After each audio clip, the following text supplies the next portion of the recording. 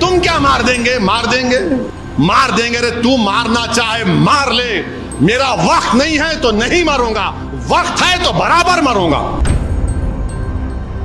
اور میں ان شیطانی طاقتوں سے کہہ رہا ہوں جو بولے مار دیں گے، ایک بات یاد رکھو، میں کوئی مرغی کا بچہ نہیں ہوں۔ ایک بات یاد رکھو، مرغی کا بچہ نہیں ہوں۔ بات کے حالات تم جانو، پھر میں اتنا آسانی سے جانے والا نہیں ہوں، پیٹھ نہیں دکھاؤں گا انشاءاللہ تعالی۔ تم کیا، تمہارے باپ بھی آ جائیں گے تو سامنے ٹھہروں گا میں انشاءاللہ تعالی۔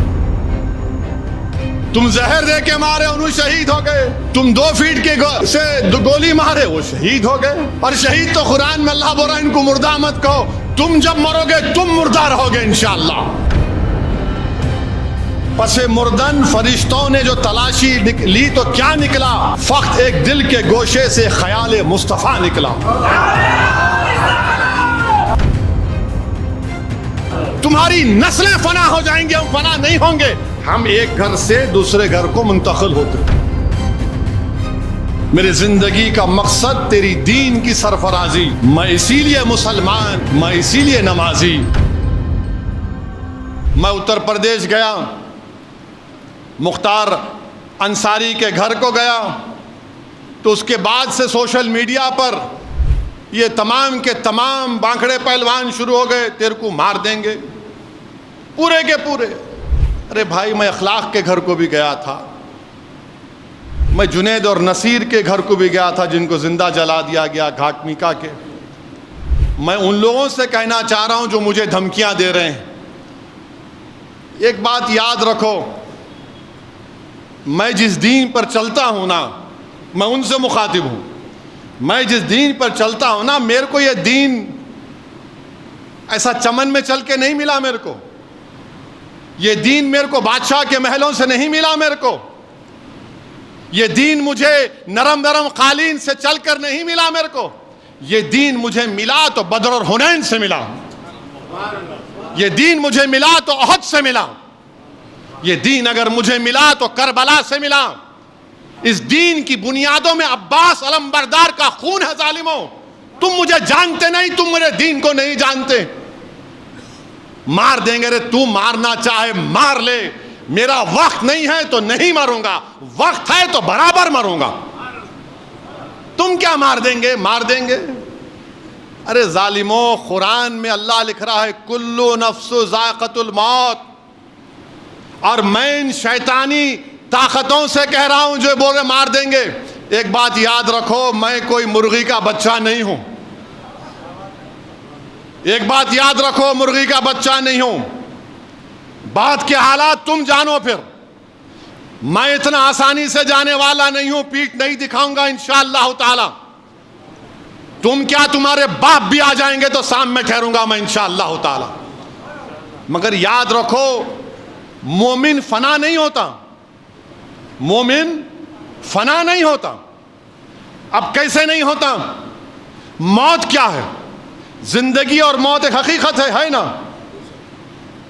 زندگی اور موت کے درمیان میں ایک حجاب ہے۔ تو ایک گھر سے دوسرے گھر کو جائیں گے آپ، تو فنا کیسے ہوئے؟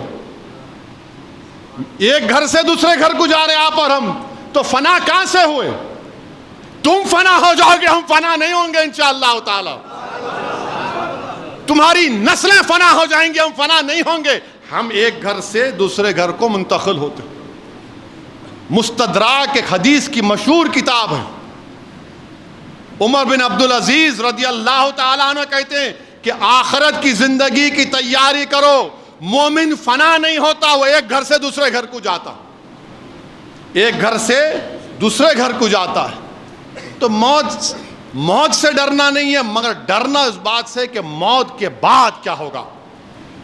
جب خبر میں جائیں گے، جب حساب کتاب ہوگا، جب پوچھا جائے گا، جب تم سے اور ہم سے پوچھا جائے گا، اور انشاءاللہ تعالی جب ہم کو رسول اللہ صلی اللہ علیہ وسلم کا چہرے مبارک دکھا جائے گا، تو ہم پکار کر کہیں گے یہ میرے آقا ہیں انشاءاللہ، میں ان کا امتی ہوں، یہ محمد صلی اللہ علیہ وسلم ہے۔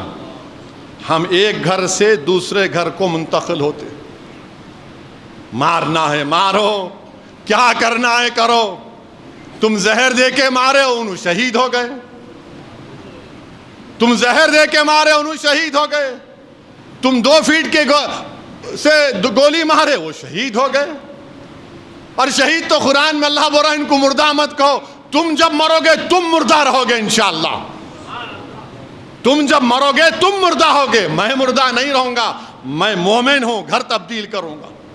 کسی ایک شاعر نے ایک اچھا شعر کہا تھا، میری زندگی کا مقصد تیری دین کی سرفرازی، میری زندگی کا مقصد تیرے دین کی سرفرازی، میں اسی لیے مسلمان، میں اسی لیے نمازی،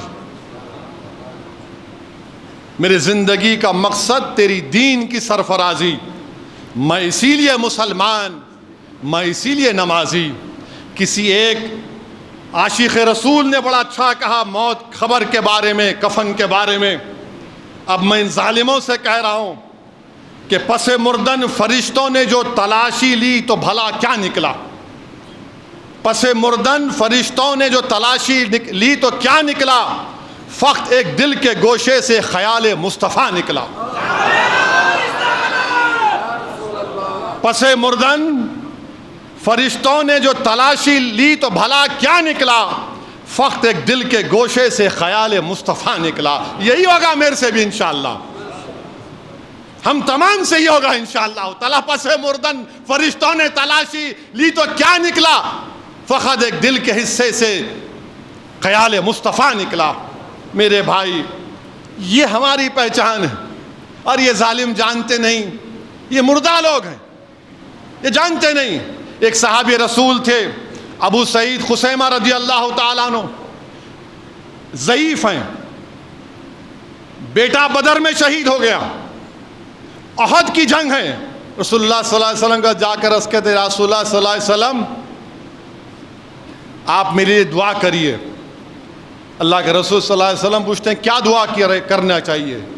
تو بولے رسول اللہ صلی اللہ علیہ وسلم دعا کریے کہ میں احد کے جہاد میں شریک ہو سکوں اور مجھے اللہ شہادت دے دے۔